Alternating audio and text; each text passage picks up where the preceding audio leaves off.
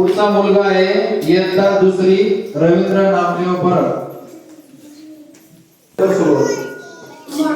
माझे नाव रवींद्र नामदेव परब आहे. मी इयत्ता दुसरीत शिकतो. मला भारत देश खूप आवडतो. माझा देश खूप छान आहे. माझ्या देशाचा झेंडा तिरंगा आहे. मला तिरंगा झेंडा खूप आवडतो. आपल्या देशाचा प्रजासत्ताक दिन आहे. तुम्हाला सर्वांना प्रजासत्ताक दिनाच्या हार्दिक शुभेच्छा. थँक्यू. जय हिंद, जय भारत.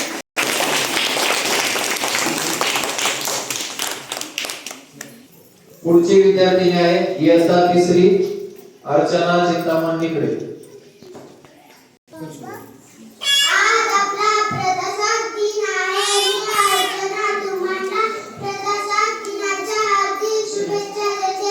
26 जानेवारी 19 रोजी आपल्या देशाने स्वीकारलेली लोकशाही लोकांसाठी आहे.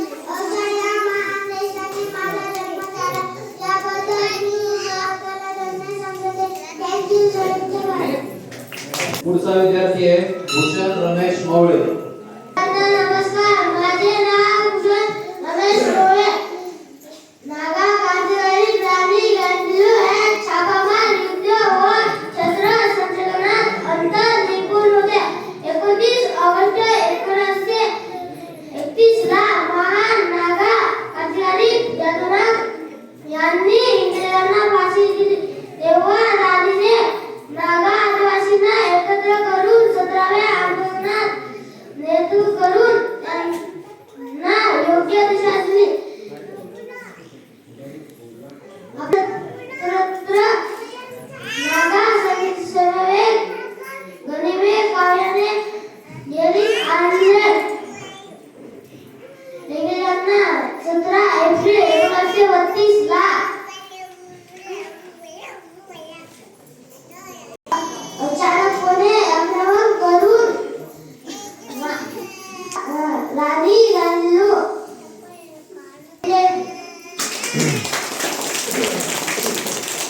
विद्यार्थिनी आणि जो एक समोर भाषण करायला त्याने हाताची घडी घालून सांगायचं आहे. हा पुढची विद्यार्थिनी आहे इयत्ता चौथी धनश्री रामचंद्र जिंजुर्डे. अध्यक्ष महाशय, गुरुजन वर्ग, इथे जमलेल्या ग्रामस्थ व बालमित्र मैत्रिणींनो, आज प्रजासत्ताक दिनानिमित्ताने 2 शब्द सांगते. ते तुम्ही शांतपणाने ऐकावी माझी नम्र विनंती. सर्वांना प्रजासत्ताक दिनाच्या हार्दिक शुभेच्छा. भगतसिंगांचा जन्म सप्टेंबर महिन्यात 1960 साली पंजाब राज्यातील गंगा नावाच्या गावात झाला. भगतसिंग क्रांतिकारी प्रवृत्तीचा होता. क्रांतिकारकाचे हे गुण जन्मातच तिथे. एक दिवस संध्याकाळची वेळ होती. भगतसिंग वडिलांच्या बरोबर शेतात गेला होता. शेतात कशाची तरी रोपं लावत होता. वडिलांनी त्यास विचारले, काय करतोस? भगतसिंगाने उत्तर दिले, मी बंदुकीची रोपं लावत आहे. भारत मातेला इंग्रजांच्या गाडीतून सोडायचे असेल तर बंदुकीची खूप आवश्यक आहे. म्हणून मी शेतात बंदुकीची रोपं लावत आहे.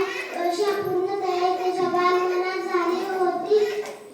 क्रांतीने केलेल्या कार्यांना भगतसिंगांचा स्थान खूपच वरचे आहे. एवढा करून माझी भाषण संपवते. जय हिंद, जय हिंद, जय भारत. खूप छान.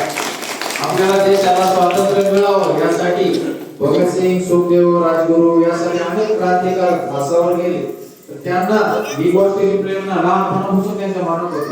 इंग्रजांपासून आपल्याला स्वातंत्र्य मिळावं तर त्यांच्या मनातच त्याविषयी खूप जागरूकता होती. त्यांनी असं ठरवलं होतं, इंग्रजांना जर मारायचं तर बंदुकी लागते. मग बंदूक कुठे म्हणजे लहान मुलांना माहित नव्हतं. त्यांनी लहानपणी बंदुकीचे झाडं लावायचे असं ठरवलं होतं. म्हणजे 12 वयात. आणि त्यांचं जेव्हा फासावर दिलं तेव्हा त्यांचं काही वय खूप नव्हतं. अशा तरुण वयातच ते आपल्यासाठी फासावर गेले. पुढची विद्यार्थिनी आहे श्रुती पिंटू मिरके इयत्ता चौथी. सर्वांना नमस्कार. इथे जमलेले सर्व गावकरी, शाळेतील मुले, शिक्षक यांना प्रजासत्ताक